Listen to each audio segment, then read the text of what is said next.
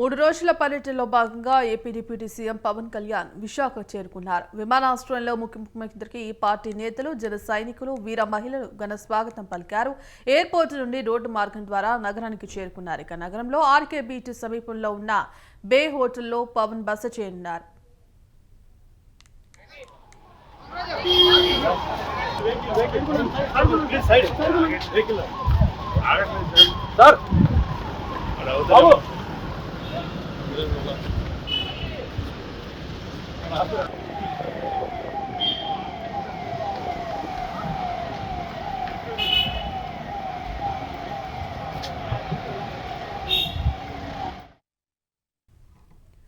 ఉప ముఖ్యమంత్రి రాక నేపథ్యంలో పోలీసు యంత్రాంగం భారీ బందోబస్తు ఏర్పాటు చేసింది.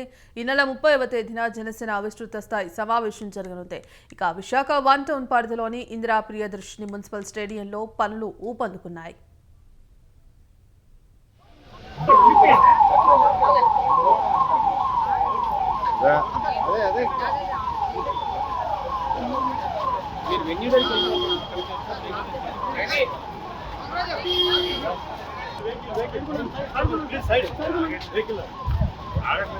సార్